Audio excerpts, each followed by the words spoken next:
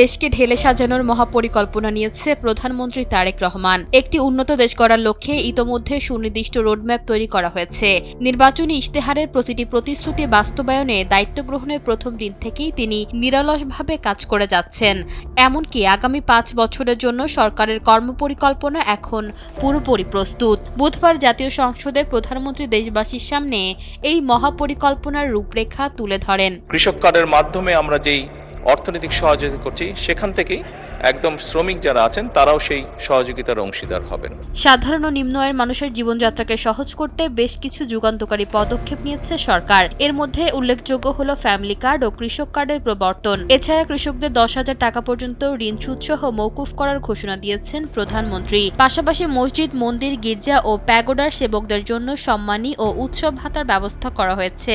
এমনকি ক্রীড়াবিদদের উন্নয়নে বিশেষ স্পোর্টস কার্ড ও ভাতার সুবিধা যুক্ত করা হয়েছে।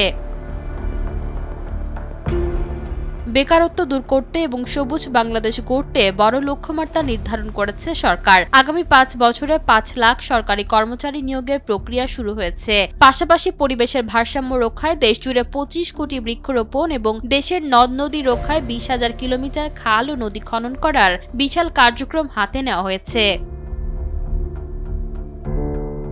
ভবিষ্যৎ প্রজন্মের জন্য মানসম্মত শিক্ষা এবং সবার জন্য আধুনিক চিকিৎসা নিশ্চিত করতে সরকার কাজ করছে। এই অর্থেই প্রাথমিক বিদ্যালয়ের 2 লাখ শিশুর মাঝে বিনামূল্যে স্কুল ড্রেস বিতরণ করা হচ্ছে। স্বাস্থ্যসেবাকে মানুষের দোরগোড়ায় পৌঁছে দিতে চালু করা হচ্ছে ই-হেলথ কার্ড, যার মাধ্যমে ডিজিটাল পদ্ধতিতে নাগরিকরা উন্নত চিকিৎসা সেবা পাবেন। এছাড়া তরুণদের শারীরিক বিকাশে শহর ও গ্রাম পর্যায়ে খেলার মাঠ ও অবকাঠামো তৈরির কাজও চলমান রয়েছে।